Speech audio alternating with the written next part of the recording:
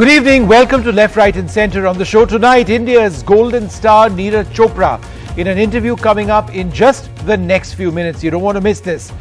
But it's a one-hour program today. We've got many themes. Later on the program, the decriminalization of Indian politics. The Supreme Court fines parties over criminal candidates in the Bihar elections, says it's mandatory for parties to publish criminal antecedents of candidates within 48 hours of selection.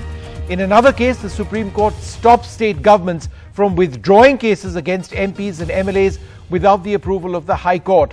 At the same time, the court says in one of these hearings that, in fact, one of the orders, that beyond a point there's little that they can do since implementing this is outside their purview. And finally, the government tells Indian nationals in Afghanistan that it's time to evacuate, and diplomats and others are now being evacuated, in fact, from Mazar-e-Sharif, with the fall of the northern city now imminent. But the alert to Indian nationals across Afghanistan is the collapse of Afghanistan around the corner.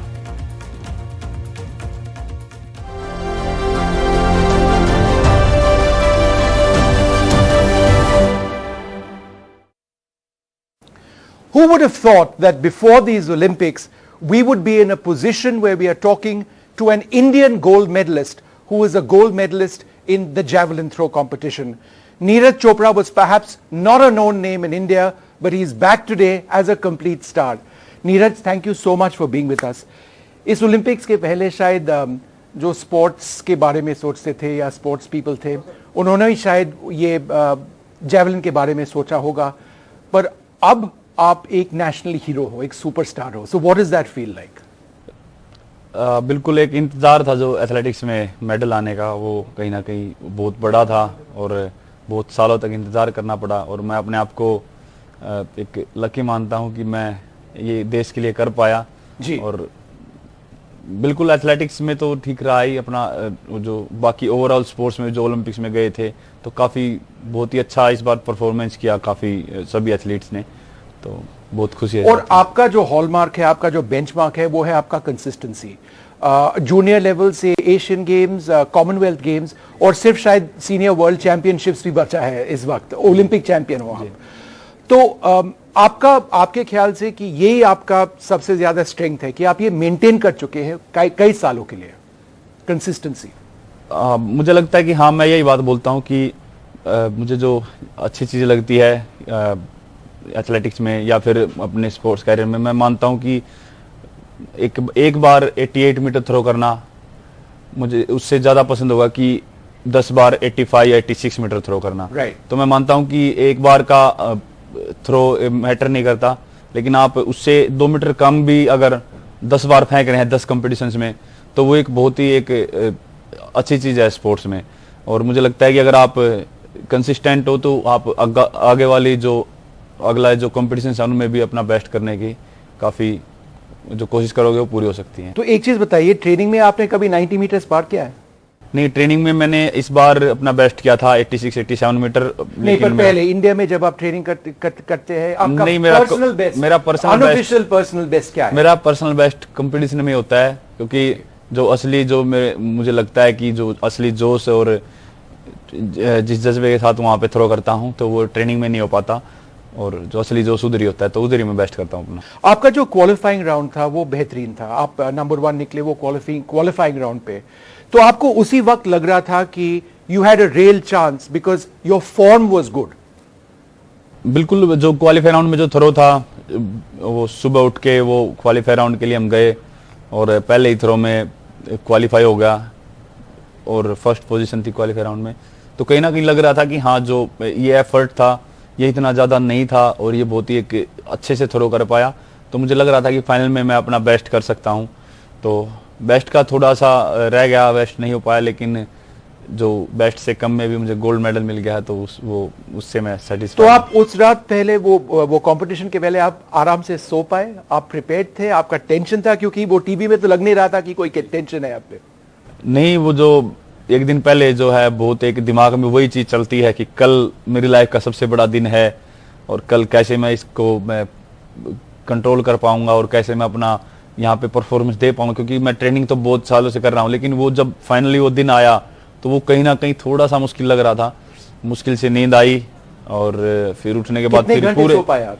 रात को मैं 4 से 5 घंटे सोया था, 5 घंटे तक सोया हूँगा। दिन में फिर मैंने सोचा सुबह कि मैं अभी नींद पूरी कर लेता हूँ, मुश्किल से 1 घंटा, तब नींद आई। तो दिमाग में पूरा दिन वही चलता रहा कि कैसे करना है और बस कोई कमी छोड़नी नहीं है, क्योंकि ये आज वो फाइनली वो दिन मुझे मिला है जिसका इंतजार था और मेरे मन में ये था कि कोई कसर नहीं रहनी चाहिए। और आप फाइनल राउंड पे आपका सेकंड थ्रो जब था उसके तुरंत बाद आप सेलिब्रेट कर रहे थे, क्योंकि शायद आपका जो फील था वो एकदम परफेक्ट था। उसके बारे में आप बता सकेंगे हमें? नहीं, सेकंड थ्रो के बाद जो थ्रो लगते ही मुझे पता लग गया कि काफ़ी अच्छी थ्रो है, लेकिन मैं बहुत ज़्यादा ऐसे सेलिब्रेट नहीं कर रहा था कि अपना गोल्ड हो गया है या फिर अब इससे ज़्यादा थ्रो करने की ज़रूरत नहीं है। मैंने फिर भी अपना पूरा बेस्ट ट्राई किया कि मैं और अच्छी थ्रो कर सकूं। बस वो कहीं ना कहीं टेक्निकली मैं शायद इतना अच्छे से थ्रो नहीं कर पाया, पर मेरे मन में यही था कि अभी भी बहुत फोकस्ड रहने की जरूरत है, क्योंकि और अच्छा थ्रो करने की मैं ट्राई कर रहा था पूरे कंपटीशन में। तो आपका ट्रेनिंग कई लेवल्स पे हो चुका है। आप पहले स्पोर्ट्स अथॉरिटी के पहले भी आप जब आप यंग थे तब ट्रेनिंग हुआ, बाद में आप आर्मी ज्वाइन किए, तो आर्मी में आप एक सूबेदार हो इस वक्त। तो आर्मी के बारे में बताइए, उन्होंने आपका कॉन्फिडेंस कैसे बढ़ाया? आर्मी हमेशा मतलब ये सपोर्ट करते हैं कि आप गेम करो और गेम में अपना झंडा ऊपर करो और बाकी कोई भी। राजपूताना राइफल्स जी, आपके लिए वो उसका इंपॉर्टेंस क्या है? बिल्कुल, जो हमारा सेंटर है राजरीफ वो हमेशा ही उसमें बाकी पुराने एथलीट्स भी बहुत अच्छे रहे हैं और वो हमेशा ही स्पोर्ट्स को बहुत ज़्यादा सपोर्ट करते हैं। तो मुझे लगता है कि सभी का, हमारे राजरीफ सेंटर का और इंडियन आर्मी का और साथ में सभी athletics federation of India, Sai, tops और मेरे स्पॉन्सर JSW स्पोर्ट्स, सभी ने एक टीम की तरह काम किया है मेरे ऊपर। और ये शायद सबसे मेरे लिए एक खुशी की बात है कि सभी मेरे को सपोर्ट करते हैं और मैं बस अपना सभी चीज़ों की टेंशन से दूर रह के अपना परफॉर्मेंस पे फोकस करता हूँ। जी, और कहा जाता है कि जब आप यंग थे, शायद 12 या 13 साल के थे, तब आप शायद ओवरवेट थे, आपका वेट कुछ ज़्यादा था और उसी वक्त आपको ट्रेनिंग के लिए लिया गया, किसी ने आपका टैलेंट को स्पॉट किया। तो उस स्टेज से आपको क्या लगा कि आप स्पोर्ट्स पर्सन बन सकोगे? वो कैसे चला? स्टार्टिंग में तो बस यही दिमाग में था कि बस मुझे अपने ट्रेनिंग करनी है। एक दिन का जो शेड्यूल होता था कि ट्रेनिंग करनी है और अपना अच्छे से खाना है और रेस्ट करना है, तो वही एक काम था। मैंने ज़्यादा कुछ सोचा नहीं था कि आगे इतने मीटर थ्रो करना है या फिर यहाँ पे मेडल जीतना है। बस वो ट्रेनिंग करके मुझे अच्छी फीलिंग आती थी, अच्छा लगता था कि हाँ सब अच्छा चल रहा है, खुशी मिलती थी। तो मैंने उस खुशी को फॉलो किया और अपना पूरा फोकस अपनी ट्रेनिंग पे रखा उस टाइम। तो आपका नेक्स्ट इंडिविजुअल टारगेट क्या है? अभी नेक्स्ट इंडिविजुअल टारगेट में अभी नेक्स्ट ईयर जो है हमारे कॉमनवेल्थ एशियन गेम्स और वर्ल्ड चैंपियनशिप है, तो दोबारा से मैं जल्दी ही कोशिश करूंगा कि ट्रेनिंग और सीनियर वर्ल्ड चैंपियनशिप शायद अब आपका नेक्स्ट बिग फोकस रहेगा, क्योंकि ओलंपिक्स तो जरूर आप फिर से जाएंगे, शायद एक नहीं शायद 2 ओलंपिक्स। जी बिल्कुल, वर्ल्ड चैंपियनशिप मेरा अगला टारगेट है, क्योंकि Commonwealth Asian games, Olympic games, Asian championship सभी में गोल्ड मिल गया है। तो वर्ल्ड चैंपियनशिप में भी मैं ऐसा ही कुछ माइंड में लेके चलूंगा। प्रेशर नहीं किसी चीज़ का लूंगा, लेकिन हाँ अपना कोशिश करूंगा कि वहाँ पे भी ऐसा कर सकूं।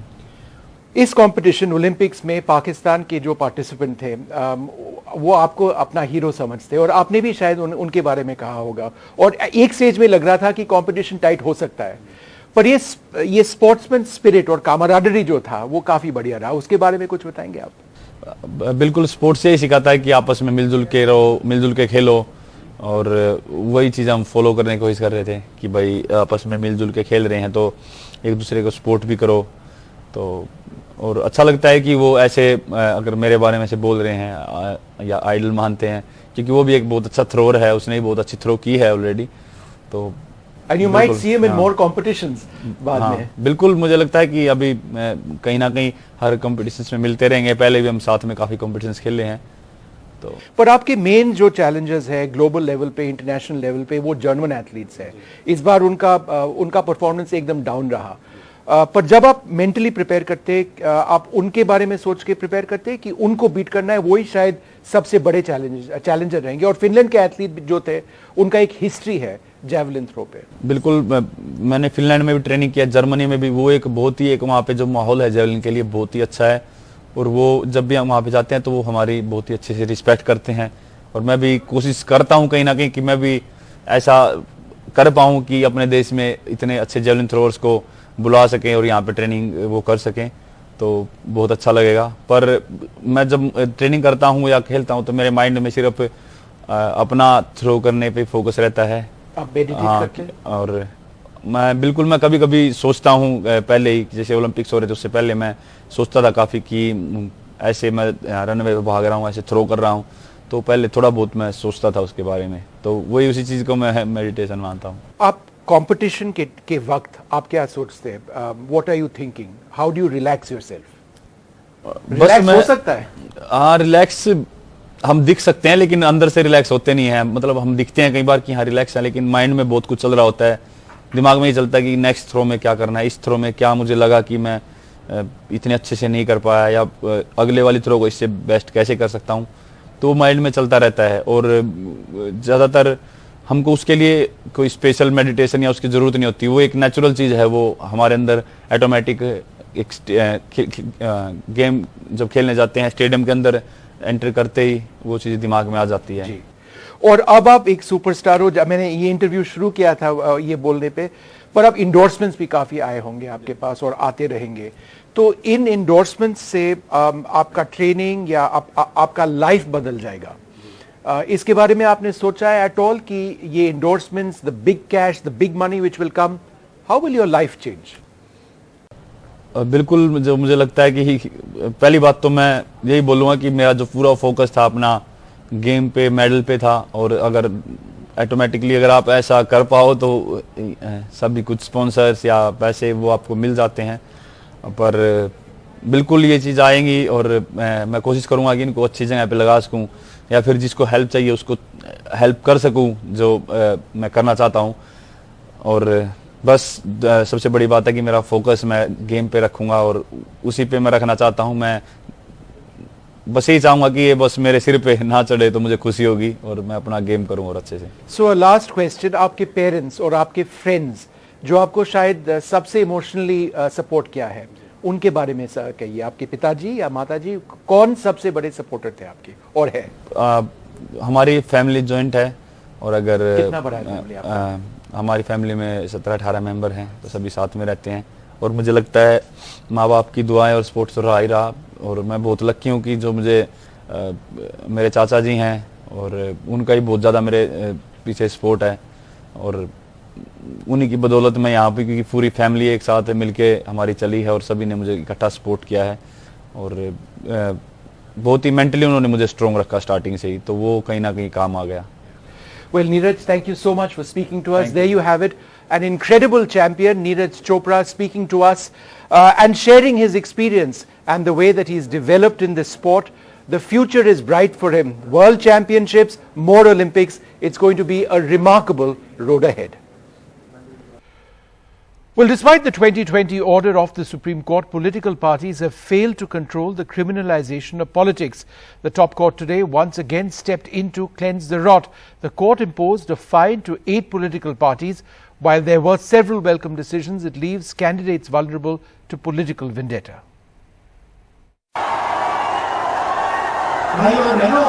Supreme Court steps in to cleanse politics. Less than a year after the Bihar elections, almost all major parties participating have been held guilty of contempt of court for not widely publicizing criminal background of candidates in Bihar assembly polls.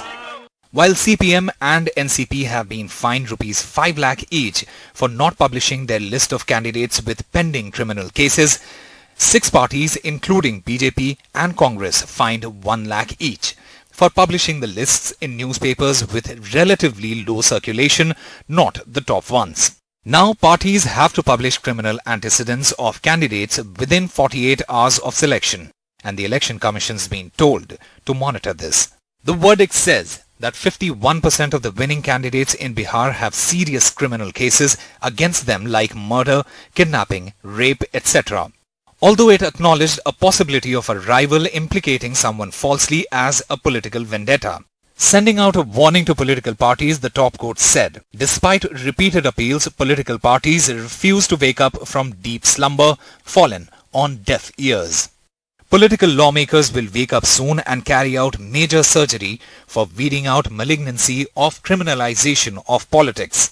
Though we want to do something urgently, but our hands are tied, we can't encroach the domain of legislature. Crime report होता है या जो भी cases उन पे लगे होते हैं वो सारे वेबसाइट पे पब्लिकली ऑलरेडी अवेलेबल हैं।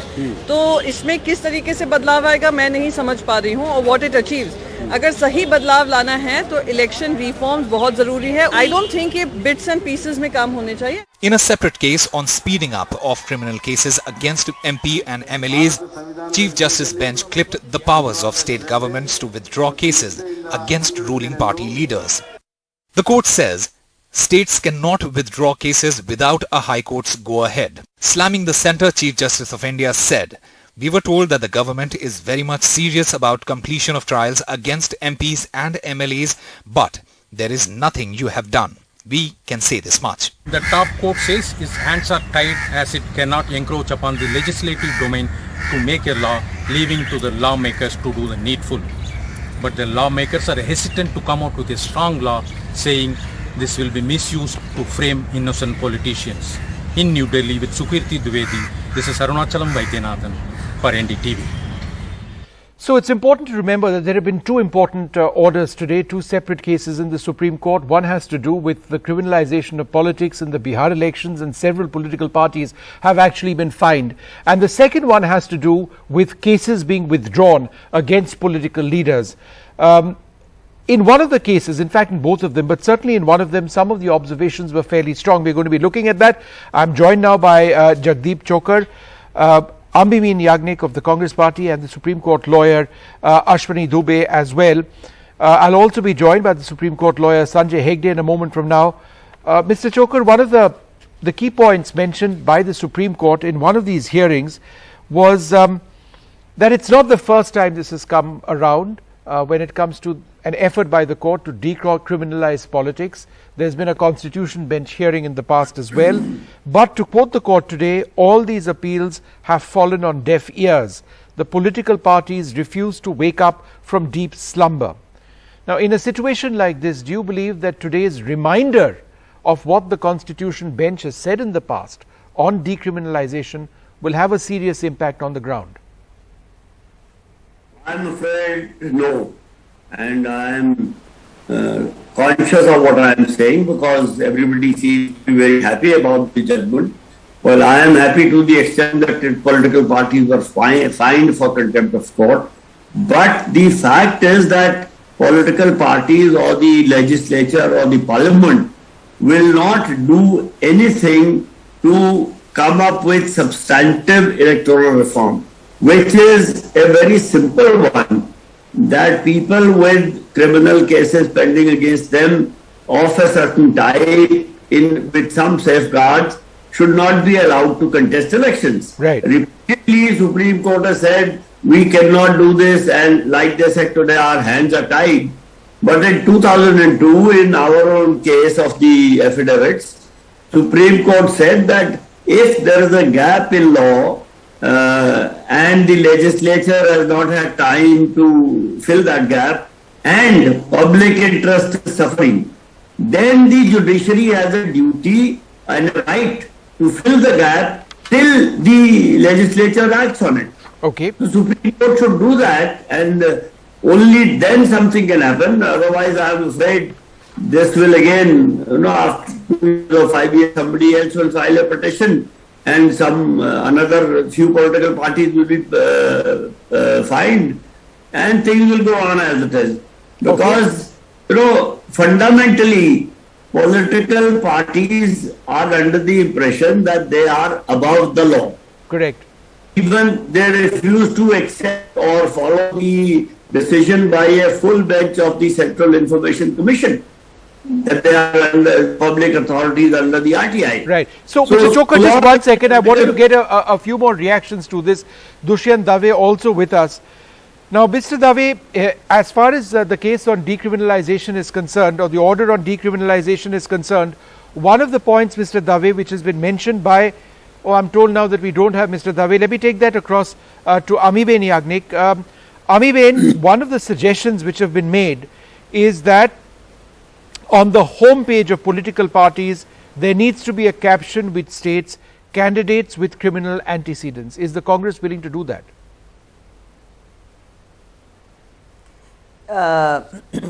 Vishnuji, I think when a candidate files is elected and is supposed to turn in his papers, the Election Commission's website has all his details. Right, He has but to it's not fill in a done, form is the where point, the Ami Bey. The column describes the criminal cases he is charged with. So it is already there on the website of the Election Commission. Yes, when there is a direction from the Honorable Apex Court, it should be put up by the parties on their own websites and even put out in public domain. So I think this is a reminder, and I think all the political parties should do it and comply with the order of the Honorable Apex Court. But coming to the cases, because even if they put it on the website, the cases drag on for years and years and years, and this is another aspect which I think sooner or later the Honorable Apex Court will have to take into consideration, that the matters never get over because of the multiplicity of appeals available to them under the law, and also the lots of delays within the system, and the way in which the matters are taken up in the courts. Because some delay tactics are employed, the procedures are long, and the people who are charged with are political people in a sense, they are celebrities in a sense in that particular constituency. So these are all the factors. I think someday or the other these aspects will have to be taken into consideration. But the fact is we Go have across to to abide by Sanjay the Hegde, orders who in of the fact Honorable joins Apex us now. Court, whether Mr. there is any Hegde, in one of the political other party. cases, something which was really important was, the Supreme Court coming out with numbers. And I'm talking about the withdrawal of cases, and the numbers are startling. The amicus told the Supreme Court, for example, that the Uttar Pradesh government, or Uttar Pradesh, seeks to withdraw 76 cases against BJP MLAs, those accused in the Muzaffarnagar riot cases. The amicus told the Supreme Court the Karnataka government seeks to withdraw 61 cases against MLAs. The Uttarakhand and Maharashtra governments are also seeking to withdraw cases against legislators. These numbers are absolutely startling. If the High Court now needs to hear each of these cases, is there not some additional guarantee that these cases will not be withdrawn? Are you satisfied with what the Supreme Court has ordered today? The High Court is, after all, the highest constitutional court in a state, and it will behave with a sense of responsibility. It's not as if the High Court will hear the case for the first time. In case any government decides to withdraw a case against MLA or an MP, if it decides to proceed under 321 of the CRPC to withdraw from prosecution, then it would require the High Court's permission in addition. So this is a break on despotism. This is a check on power. I think it's a very good idea. Ashwini ji, in this same case on the withdrawal of cases, in this order on the withdrawal of cases, the Chief Justice said, and I quote, "It seems the government is not concerned with this issue. The CBI is reluctant to file status reports. If you, in other words, the centre, are reluctant to file status reports, how can we presume you are concerned with cases against MPs and MLAs?" The investigating agency itself has a dubious record in this, is what the Supreme Court seems to be suggesting. Your views? Yeah, thank you, Vishnu Bhai. Vishnu ji, the Supreme Court is custodian of the Constitution. This judgment is one of the welcoming judgment, by virtue of which now, under the pressure of political parties, any of the political party having any ideology will not be able to withdraw a case without the permission of the High Court. Meaning thereby, the cases registered against the political persons or the elected member of parliaments and member of legislative assemblies or member of legislative council members shall be decided within the time frame that has been dictated by Honorable Supreme Court in Ashwini Kumar Upadhyay versus Union of India's case, because I myself was present there. I am AOR for Ashwini Upadhyay. I was present there when the judgment was passed. Right. So when the Supreme Court is sleeping, when the parties or political parties are sleeping over the judgment of Honorable Supreme Court and not implementing its true letter and spirit, then it is a duty So of therefore, Mr. Dubey, do you welcome the part of the order which says that where the amicus told the Supreme Court that the Uttar Pradesh government seeks to withdraw 76 cases against BJP MLAs and those accused in the Muzaffarnagar riots case? Do you welcome the order today which says that these need to be examined by the High Court? Do you welcome that? Vishnuji, there are two parts of the judgment and your argument as well. One, so far as the powers of the state government are concerned, those powers lies with the state government to withdraw those cases. But so far as the trial of the cases are concerned, now Supreme Court is clear that the MP MLA's cases which have been instituted in this special court will be decided in a time-bound manner, and the High Court shall not, without the permission of the High Court, the cases shall not be withdrawn. No, so therefore my question remains, Ashwini ji. The amicus telling the Supreme Court that UP is seeking to withdraw 76 cases against BJP MLAs and those accused in the Muzaffarnagar riots case, right? In light of the order, it appears that these will now go to the High Court because you can't just do it otherwise. Do you welcome that? By virtue of Honorable Supreme Court, as a student of law, I have to welcome any judgment passed by Honorable Supreme Court. That's an important answer. But so far as the powers of the state. Okay, Ashwini ji, I'm interrupting you simply because I need to take a break. I'm going to come back to this discussion in the next 2 or 3 minutes. Do stay tuned.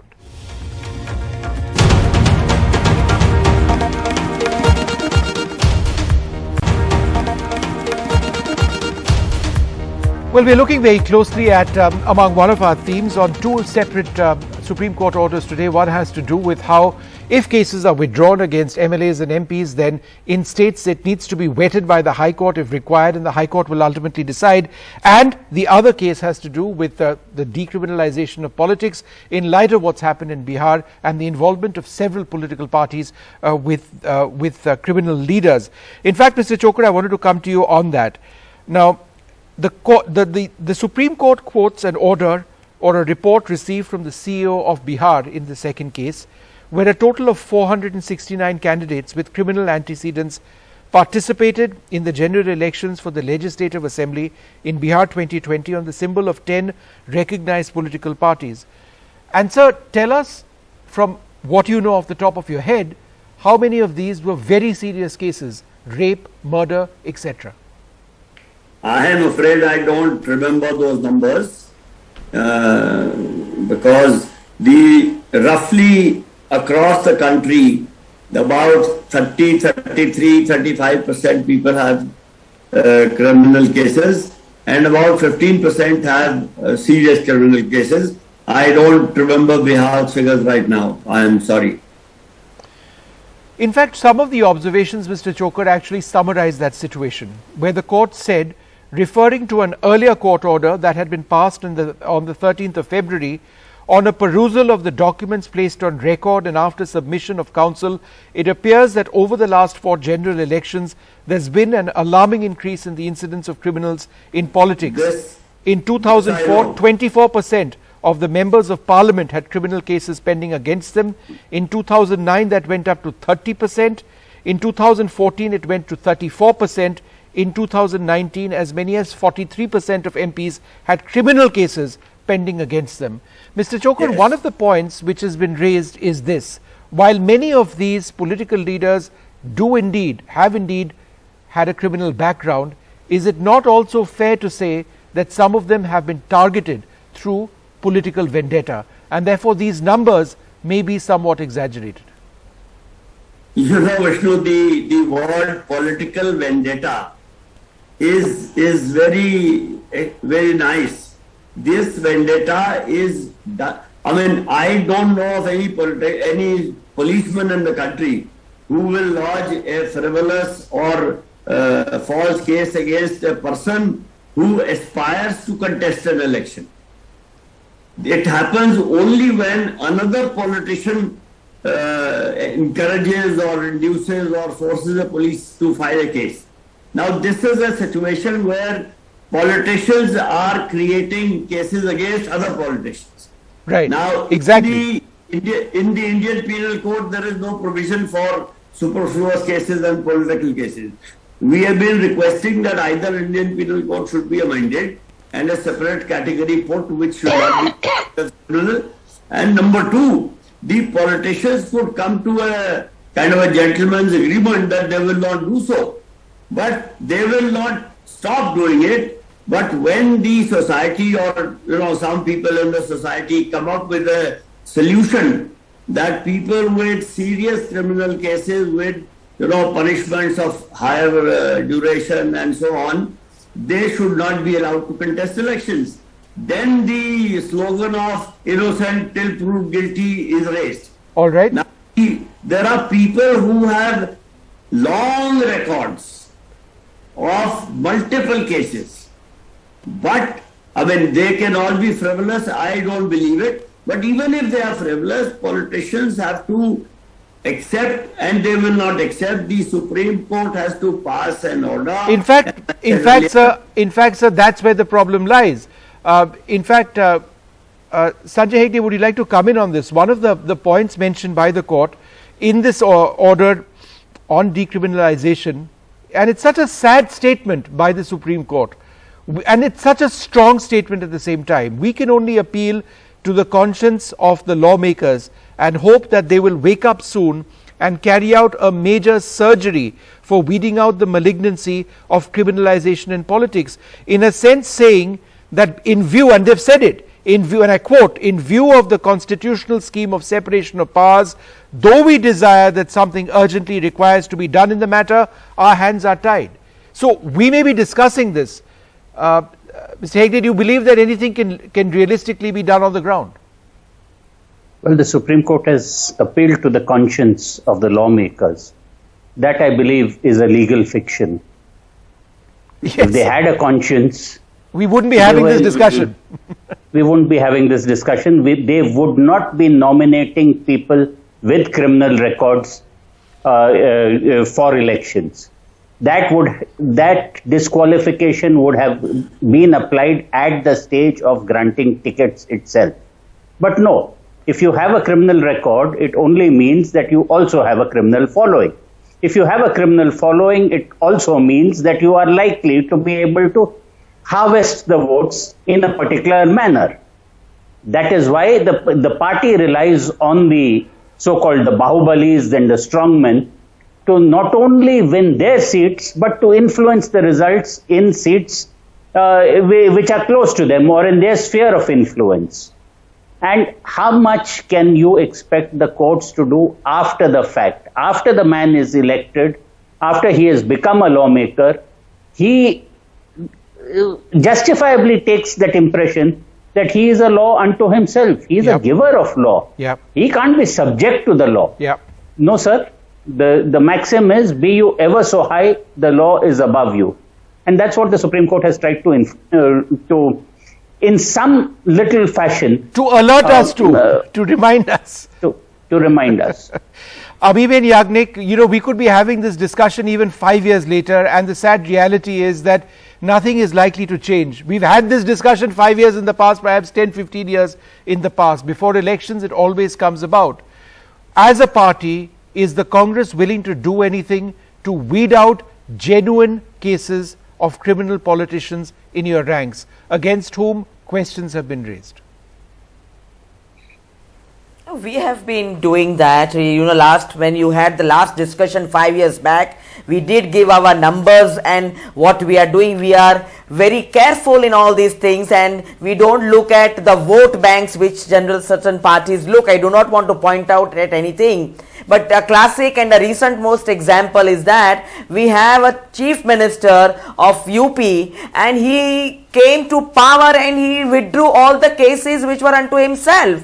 And he became the judicial system himself and gave a clean acquittal to n number of cases that were against him. So now there is a cleansing system also. So we'll have to find out a way how this is done and how it can be permitted by the legal system or the judicial system. So there has to be a methodology to find out, not only at the political party level, but why is it happening at a level where the person who is in charge of the whole state and is charged with cases gives himself a clean acquittal.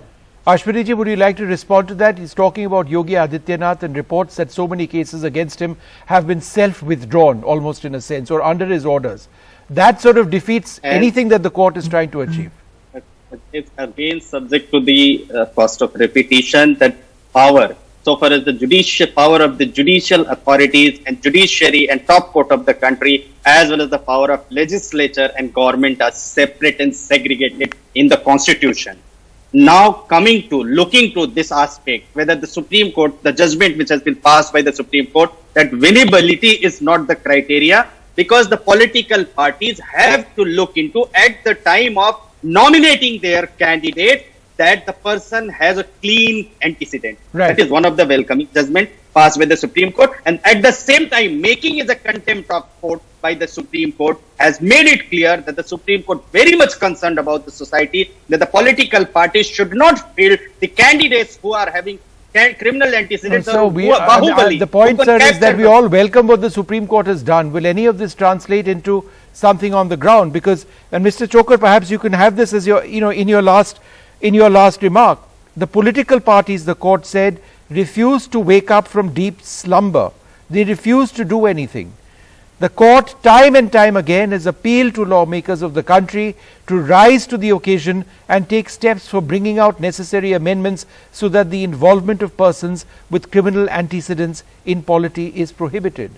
It's a desperate plea from the Supreme Court, and it will keep happening. Mr. Sanjay Hegde said that morality in the political system is a legal fiction, and I totally support him. The fact is that the Supreme Court has appealed to the Parliament and to the legislature, I think at least 20 times. And I can bring out those cases and prove to you that they will not follow these exhaustions. Therefore, the Supreme Court has to use the principle of filling in the gap if the legislature is not doing it and if public interest is suffering. Right. Which the Supreme Court itself has done in the past in a few cases. All right. Well, I'd like to thank you all very much for joining us. It is an important direction given by the Supreme Court in two separate cases today. And it is very much, the Supreme Court serves as our conscience keeper. But whether that can actually translate into anything on the ground, who knows? We're going to quickly move on now to our final topic this evening. Amidst the intense fighting with the Taliban, the Indian embassy in Kabul today put out a very important security advisory for Indian nationals in Afghanistan, asking them to leave Afghanistan before commercial flights cease to operate, and that is imminent. There may be flights to Kabul for the moment, but other cities, that's going to be a problem. Indian companies have been asked to withdraw their employees from Afghanistan and facilitate immediate travel back to India. Well, joining us now, Dawood Mohammadi, the Deputy Director of the Tarzi Research Foundation at Kabul. We're also joined by Ambassador Vivek Kajju, who is an expert on this region, spent a career looking at Pakistan and Afghanistan. I'm just going to go through a couple of the important points that have been mentioned over here. Now, what the embassy has said is, as violence in many parts of Afghanistan has escalated, commercial air travel services to many provinces and cities are getting discontinued. All Indian nationals visiting, staying and working in Afghanistan strongly advised to keep themselves updated and make immediate travel arrangements to return to India. There is an evacuation which is taking place of Indian diplomats, consular staff and Indian nationals from the northern city of Mazar-e-Sharif this evening, tonight itself, and that is an indicator of the imminent collapse of Afghanistan. So, Mr. Mohammadi, in a situation like this, do you believe that it's now just a question of weeks before you're left with Kabul, and it's a complete collapse of the country around Kabul? Thank you so much. No, this is not the question of the collapse of the state or the government. But I think the government of India take this step as a precaution measure. So this is very normal thing. Countries taking such steps during the crisis or violence will escalate. I think India has very good experience in the Libya case, in the Syria case, in the Iraq case is the main example of that scenario. But as for now, I think this is the responsibility of every government to protect the security of their citizens inside the country and also abroad. So I think it was for the security reason, not the fear that the government will be collapsed. Okay, let me put that question to Ambassador Kajju and Suhasini Swamy also with us at the stage. Ambassador Kajju, is it your belief now that it's just a matter of time? Unfortunately, sooner than later, that we're going to be back in a situation which existed pre-96, say 94 to 96, and where essentially Kabul held out, and a complete collapse. Well, if I recollect correctly, the Taliban advance took a couple of years. They first got through to Kandahar, and then the next year they moved into Shindand and Herat, and thereafter into Kabul, and it was a year after that, in 97, that they went into Mazar and they had to retreat, and in 98 they finally captured Mazar and got a whole lot of the north. So that took a number of years. This move is far quicker. Yes. And over the last few months, it's been astonishing in its quickness, and the 6 provincial capitals that have fallen. Let us note that one of them is in the southwest, the other is in the northwest, 2 of them are in the north, and 2 in the central part of the country. So the range of the Taliban operations is also very, very extensive. Hence, the Taliban seem to be having momentum. They were in the rural areas initially. Now they've moved into provincial capitals. They are clearly exercising great pressure on Mazar, on Mazar-e-Sharif, on Herat, and on Kandahar. Yep. So therefore, the situation is extremely serious, and I'm happy to hear from our Afghan friend that he is full of confidence. But I do not know whether the international community shares that confidence. Yeah. The Americans are there. They are helping with some air operations. After October 31st, there are serious questions whether those air operations will continue. Right. And quite clearly, and this is my last point, Vishnu, that clearly the only effective fighters that the Afghan government has are their special forces. And the question is, where will they deploy them? All right. So, exactly. It's fairly thin on the ground. They are very thin on the ground at this stage. The situation is turning precarious. Suhasini, where do talks with the Taliban presently lie? Given the territorial gains they are making, is the Taliban serious about talks at all? Well, so far, everything we have seen, Vishnu, has shown that the Taliban talks in Doha, but the actions inside Afghanistan are very different.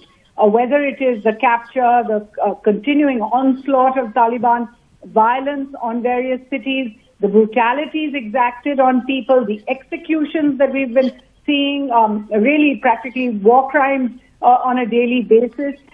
We're not actually seeing the Taliban keep to any of its words, whether it is to call for a ceasefire, whether it was to talk towards some kind of a power sharing arrangement, whether it has been the idea that the Taliban would somehow be different from the Taliban we saw in the 1990s. So we're not filled with a lot of confidence. What we do know is that it seems as if the international players who were working on talks with the Taliban have not given up yet, despite calls from people to suspend the talks until a ceasefire is effected. We see the Doha process continuing. And then first there will be the meeting of Troika Plus, which includes US, Russia, China with Pakistan. And we heard from Pakistan this evening that their special envoy is on his way to Doha for those talks. There are expected to be some kind of intra-Afghanistan talks in Doha, or it might be just each of these players talking to the Taliban.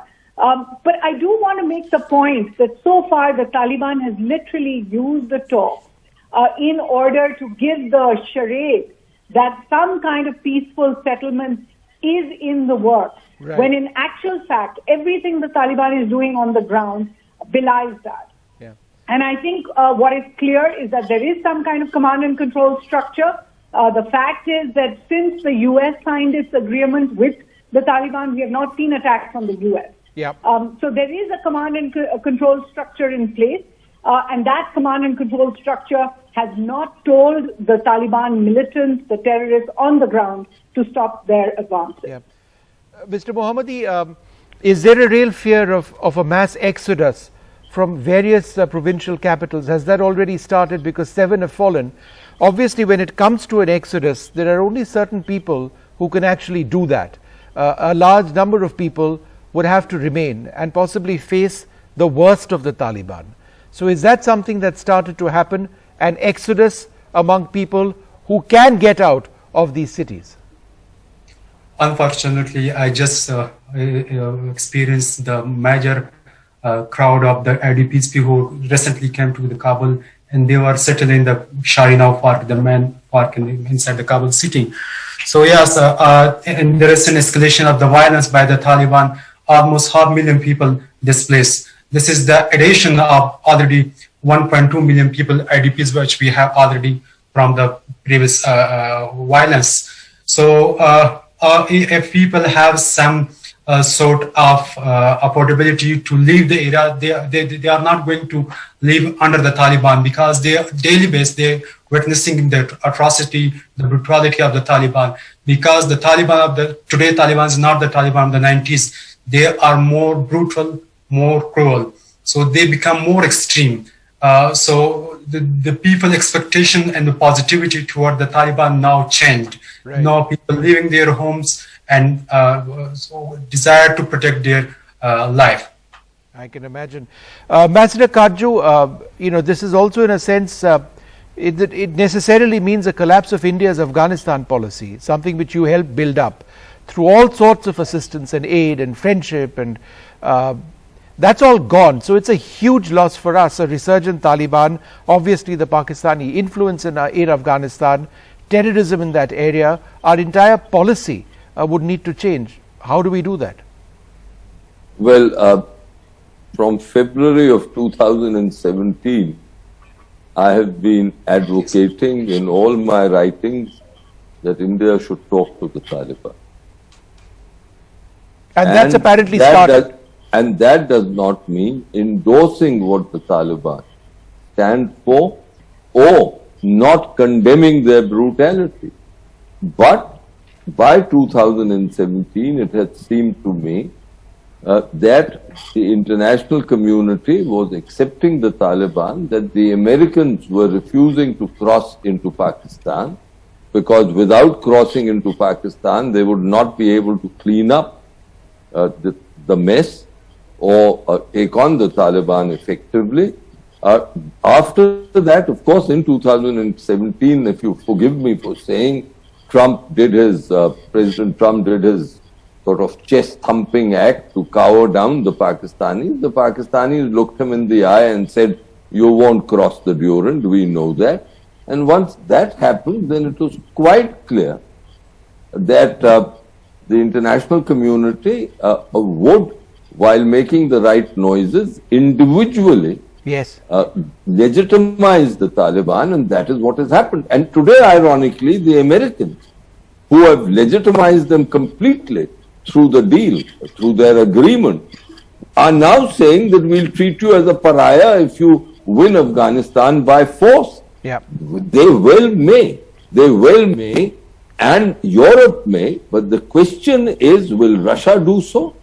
Will China do so? These are two major parts. Now, as far as Iran is concerned, I think Iran is terribly unhappy at the Taliban capturing Zaranj and Islam Killa. Yep. But the Iranians, if history bears out, keep many balls up in the air at the same time. Right. So one can never divine what actually is Iranian policy. Yep. They go along with all kinds of things all at the same time. Right. And I can assure you that they will maintain their links with the Taliban even if they are opposing them in some fashion. Yeah. So Hasni, just a final word to you, since I'm running out of time.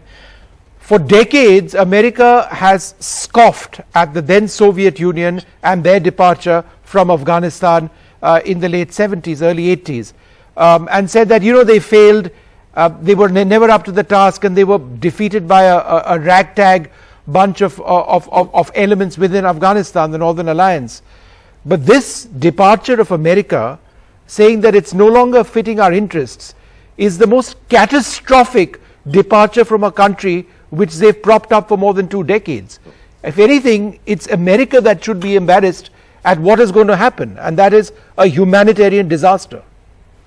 Well, absolutely. And as this unfolds, I think the US is realizing that the world is looking at them and saying, how could you leave Afghanistan in this situation? I think very quickly, three things that the US was not able to see. One was that by controlling cities in Afghanistan or by helping the Afghan forces control those cities, it did not mean that the Taliban had died or that the Taliban had been wiped out. The second, turning a continuous blind eye to the links of the Taliban to terrorist agencies, including Pakistan-based organizations like the Lashkar-e-Toiba and the Jaish-e-Mohammed that held camps in Helmand and other parts of the south. And the third part, I think that the U.S. should take some of the blame for, is that promise they made in the 2000s and the 2010s that they would build a NATO-level army, military for the Afghans. They, in fact, suggested that the Afghans didn't need old Soviet equipment, that India did not need to send ammunition because they were going to move to this brand new military with all this new equipment. Yep. That promise was never made good on, and today we see the result of that the Afghan military is fighting bravely, but it still requires air power, it still requires assistance. We're not sure. Ambassador Kharge spoke about the U.S. carrying out some air raids, but we're not sure how these 7 provincial capitals felt if, in fact, the U.S. was putting its complete might behind the Afghan. It seems to be a half-hearted effort. It's clearly not America's full might. We know that. Ambassador Kharge, I'm just out of time. I'm sorry, we're going to have to leave it over there. I just don't have time. But I'd like to thank you all very much for joining us. It's sad that Afghanistan is in this situation, and hopefully the country can last out. I need to take a short break.